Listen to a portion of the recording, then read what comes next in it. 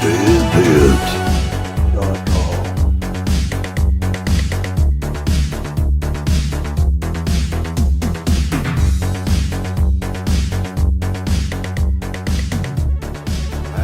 folks, and welcome. It is the June 2nd edition of the Midweek Obliteration Podcast on Patreon.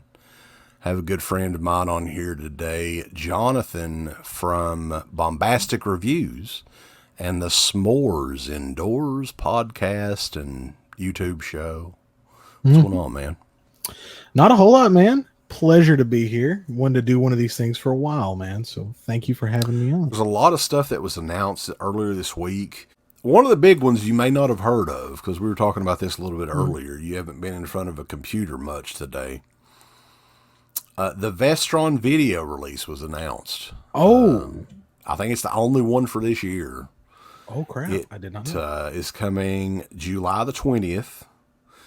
The Wraith. You remember that movie? Yes. Really? Okay. Yeah, I think, if I'm not mistaken, Lionsgate had brought a Bare Bones DVD out not too long ago. But this is one that's, what year was this? I think it was like 88? 86. 86. Okay. Charlie Sheen's in it. It's been a while since I've seen it, but this is one that a lot of people have been kind of clamoring for, especially with special features and stuff like that. Like they got the writer-director, Mike Marvin for commentary, interview director, Tales from the Desert, Rughead Speaks, an interview with Clint Howard. So that'll be good. The Wraith is kind of an odd movie, though, from what I remember. It's been a while since I've seen it. It almost feels like one of those movies that's made in Australia or something. Like, I don't know. I don't know where it was made. It had a crazy soundtrack, didn't it? Yeah. I think Billy Joel, Ozzy Osbourne, Robert Palmer, and Motley Crue. That's nice. Yeah. I really hope, since it's Vestron, they're going to do what they did with like Shivers and Little Monsters, and it's going to be like a $13 title release day. It is. Yeah, we've already. Yeah, well, I'm in. Felcher, when we interviewed him, he didn't mention that this. I don't think he mentioned this one in particular, but he said that all of them from here on out was going to have that, that price. As if you want to save physical media, that's how you do it. That price point.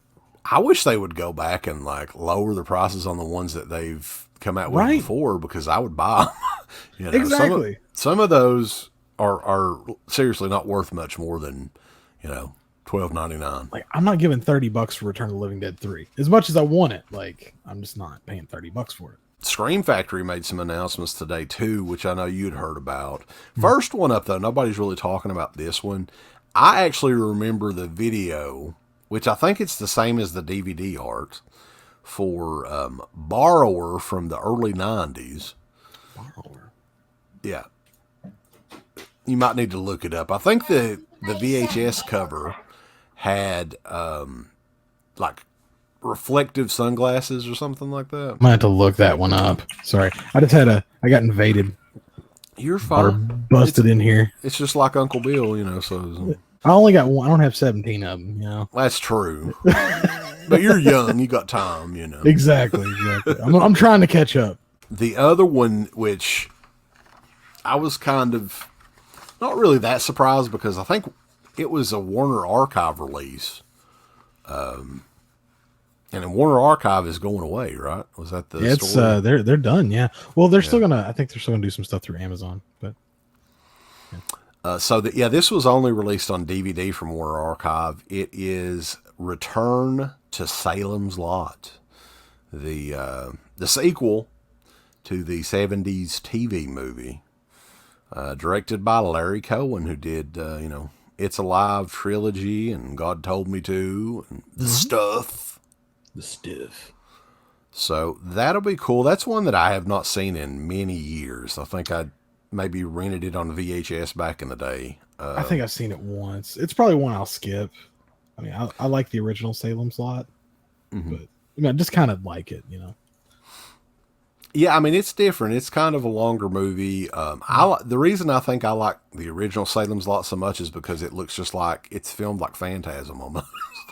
Yeah, So it has really that same, is. and it just, I don't know, it takes me back there, I guess.